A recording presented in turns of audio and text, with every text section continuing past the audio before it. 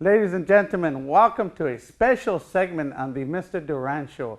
As the world knows, James Brown passed away about a week ago. We have here with me today the founder and leader of the world great, best band in the world, Tierra, my friend Rudy Salas. How's it going, Rudy? Good. Happy New Year. Happy New Year, bro. And all the good stuff, huh? Yeah. Well, Rudy, we're a little sad because, James Brown passed away. But you have some history with him, huh? Oh, absolutely. We, the band was honored to have been able to work with the greatest, in my opinion, one of the greatest artists of all time. And the hardest working the hardest man in show business. He has all these little sayings that they say that, Godfather of Soul. But in my opinion, he's one of the greatest artists that, wow. And he shaped music in many ways. He sure did. Rudy, when was the first time you met James? How did you meet him? How was the connection there?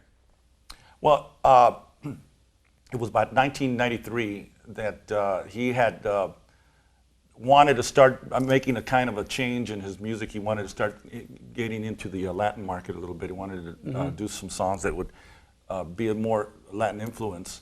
And so he had contacted some agents, I guess, that he worked with that happened to work with us, and asked if they knew any groups that could do that. And so they mentioned us, and he said, "Oh, Tierra, he knew the music and the whole thing." And he said, "Really?" Well, he said, "Yeah, I'd love to have him work with us." So he had the agent contact us, and coincidentally, he was doing an in-store appearance at a Tower Records on Sunset Boulevard, and he invited us to come down, and we went there. We talked to him, and he. So that was the very first time you made eye contact with him when you saw him. Well, yeah. Golly, what? In person. Yeah, awesome, man. I mean, just to know this world famous man is interested in your group. Oh yeah, definitely. We were, thrilled to say the least. Yes.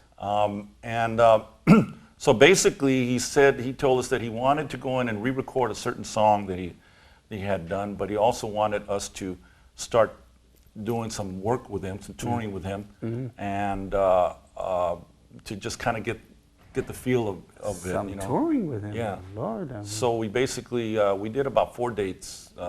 We did the Greek Theater. We did the up in Monterey, I believe it was. We did about like 3 or 4 dates in Phoenix, with James Brown. With James Brown, yeah. Wow. And then they called him up to do a segment of the Dennis Miller Show, which was a TV show that was happening at the time. And he was going to originally use his band, but he decided, you know what? Why don't I use Tierra or Tierra, which is the way I call it. Tierra. And so he called us and asked us if we would back him up and do the song that he was trying to promote at the time. And we went on there and recorded it, and it was really. It was what great year thrill. was this? This was about 1993, as I recall. I believe it was 1993. And this was the Dennis Miller Show. The Dennis Miller Show. It was I believe it was on Fox. Wow, man, Jesus, what a treat that must have been, bro. Oh, it was a great treat. It was something that and in my wildest dreams, I wouldn't, never thought would happen. Even though so much had happened to the group at the time. I mean, before that, and 10 years before that, with hit record and all that, and I thought we had already hit the ultimate. But when this happened, it was just like another. Golly. Now, I had seen some footage in the past also where. You guys did something with him locally, or? Yeah, he got his name on the Walk of Fame, and Hollywood Walk of Fame, and he asked us to also be presented there at a place called Billboard Live at the time. Oh man! It's on Sunset Boulevard. Yes. So they had a big celebration there for him, and we went on stage, and he came up and. I don't have the footage right now with me, but it was just a great experience because, having him come up and do not just the stuff that he was trying to promote at the time. We went up, we were doing some of the great old songs. Papa's Got a Brand New Bag, and all these great hits, that he did, and wow, it was a great experience. You know what, Rudy? That James Brown touched a lot of hearts. But he especially touched the Latino community. This is as close, mi gente, as we get. These are vatos from our barrio. This is from Islos. James Brown loved East Los Angeles. Oh, he did. You know, he loved the Latino people very much. You know, Latinos, Chicanos. I mean, he really, and he loved the music. He loved the soul that we had, you know, in our music, very much. As a matter of fact, he had, and I don't remember the lady's name now, but she was kind of handling a lot of his business affairs, and had her come in, and she was a singer, and he also, besides us doing the recordings that he wanted, he also wanted us to do some other recordings of more Latin stuff. Wow. So. Rudy, how did you find out that he passed on? Like all of us on TV or? I believe my wife told me.